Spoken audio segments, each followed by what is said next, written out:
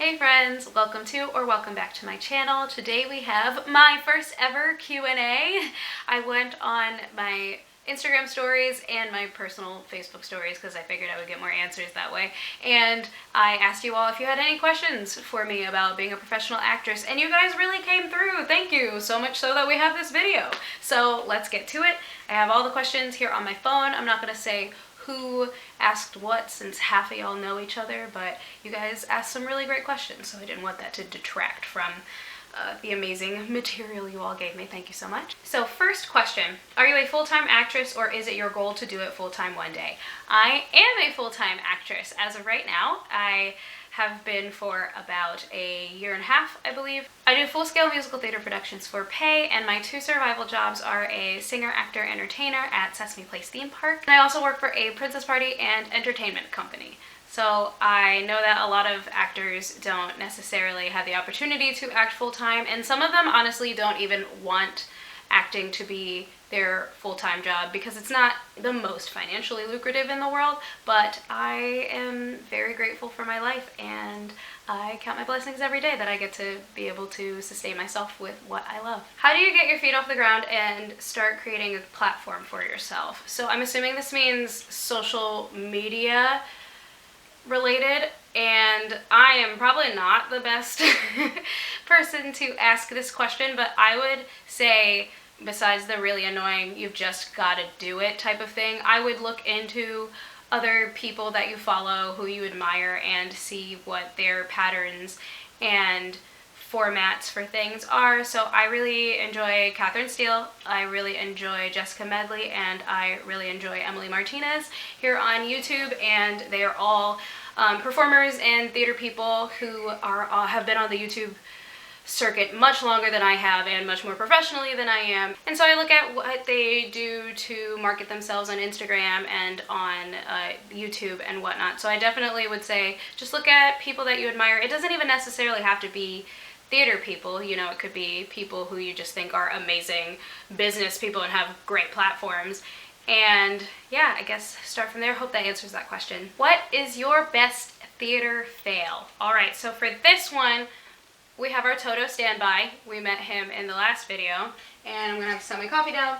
So, as you know, if you watched my last video, I did a production of The Wizard of Oz. We put it up in 9 days, and I am not someone who grew up watching The Wizard of Oz a lot. So I'm not someone who knew all the music by heart and knew the story by heart and whatnot. And 9 days is a lot for a full 2-act book musical that it has a lot of lines, and that was I believe it was the first preview performance.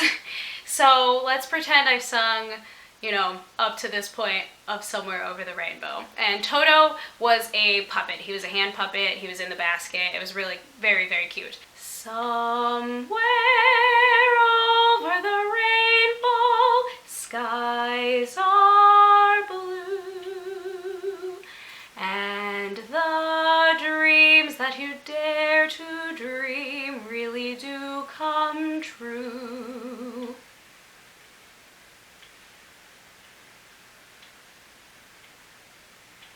Where troubles melt like lemon drops away above the chimney tops, that's where you'll find me.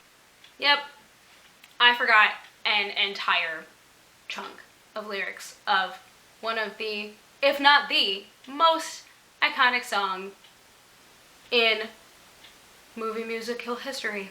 So that was embarrassing. I'm pretty sure it doesn't really get much more embarrassing than that, so there's my biggest musical theater fail. What's the most annoying thing when you prepare for an audition? Honestly, headshots and resumes are my biggest annoyance. The whole 8x10 thing is just so, I can't even put into words how much it inconveniences me in life. I don't know, I mean, message me if you know a place that will print your resumes in an 8x10 format, but just the whole headshots are a little bit easier, although even then, half the time at Office Depot, Office Max, whatever all the other ones are, FedEx and stuff, you still can't get the headshots printed in 8x10 because they're out of 8x10 photo paper. They don't have 8x10 photo paper, even though it's a literal option that I can look at what the price would be for that. And then if you go to CVS and try to do it and you're like, fine, just take my money, I don't even care, then you can't get your resumes printed because they don't have regular paper at CVS or Rite Aid or Walgreens. So it's such a pain. Do you have to be ridiculously gorgeous, or is that just you? Thanks, Mel. What's the first thing an aspiring actor should do upon graduating college? So if you have money, then get a Backstage or an Actors Access account. And if you don't, then just sign up for audition email alerts on playbill.com or broadwayworld.com and just get your butt to all of the auditions that you can. So you don't have to forever go to all of the auditions that you can. I think that, you know, if that works for you and your process, that's great. If you're someone who wants to curate which auditions you go to, also great. No shame in any game. But I think in the beginning, you really need to go to every single audition that you can because you'll never find your groove if you don't. How much do you get paid? So, I'm not gonna do specifics because I feel like that's not necessarily respectful to all of the theaters that I have worked at, and also I know some things beyond just my experience, but mainly I just know my experience. And so I will say for this, I'm gonna actually answer this question because I think that it's important for aspiring actors to know, so if any of them stumble upon my channel, first off, hello, comment down below, chat with me. Second, I think that we need to stop keeping the finances of everything such a secret. So I have not seen a non-ec paid stipend production of anything that paid less than $100, and usually for anything around there it's like at most a month-long run. Paying $100 and asking for more than that is of your time is insane, but that's pretty much the base that it can be, is around 100, 150. And then as far as non-equity goes, the highest I've seen is a stipend of $1,000. So stipend is generally when you get like, that's how much money you're gonna make during the contract. You're not making like per week, per month, per show. Like it's just through this production, you get $1,000. They might choose to break it down per week, but like 1,000 has been the highest I think I have seen for a non-equity production, and that could range from being, you know, I had like one production that was about a week-long venture where that happened, and then sometimes a month-long venture where that happens, but that tends to be the highest for non-equity that I have experienced. I just said I wasn't going to say all of my specific experiences, and here I am. And then for equity, I think that the lowest that you can be paid is $150 a week if you're an intern, I think. I don't really know how internship things work, but I swear I saw like $150 on something on Backstage, and I was like, absolutely not.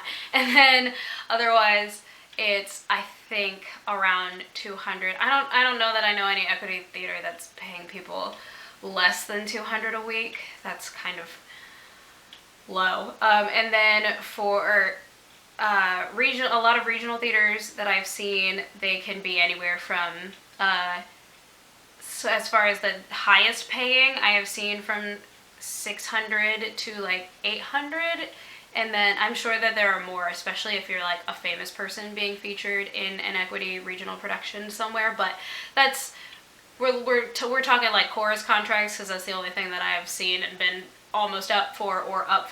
And then of course Broadway, it's somewhere in the thousands. I don't know, 1,000, 2,000, something like that. But yeah, that's kind of my rough gauge of how much actors get paid. Did your family support you? Yes, I have the greatest family in the world. So I was going to just go to college for English, and then my drama teacher was really intense about my adding. My drama teacher was also, she wasn't just like being aggressive, she was also our guidance counselor for the school. So she was really trying to push for me to add theater to what I was going to do in college. And I mean, she would like put books in my locker for like, here's Marymount College's theater program pamphlet and stuff like that. She was really funny. And so I went to school was just doing the English major thing. The school only had a theater minor, and it took about 2 weeks, and I was like, I actually don't think I can live without performing. And my dad was like, all right. And my mom and sister were like, not surprised, let's start looking at other school options and we'll help you figure out this transferring business. So my family is literally the best. I love my family so much. Thanks, guys. Also, I love how I like made that sound like my little sister had anything to do with figuring out my college application processes. She was there though. She's 7 years younger than I am, and she was at every single college night thing. Like, cheers to you, Tamara, because you kind of did help decide everything at the ripe old age of 10 or however old you were. Final question, what does an audition look like? So I actually have a video where I really break that down. It is my video about being AMC. It'll be somewhere, EMC, sorry, that was not very well enunciated, but it'll be somewhere up on the screen. You can click it, watch it, you get a full breakdown as to how we hustle in this industry called theater. All right, that's everything that I have for now. So let me know if you weren't able to, participate in my Q&A and you think that I should do another one, and follow me on all of my social media. I'm sure that they're somewhere on YouTube and they'll be on the end screen thing, so you don't miss anything in the future. But thank you guys so much for watching. Thank you everyone who gave me really good questions that I could answer, and I hope that you all are staying healthy, washing your hands. If you like this video, give it a thumbs up. If you like me, subscribe to my channel, and have an amazing day, everyone.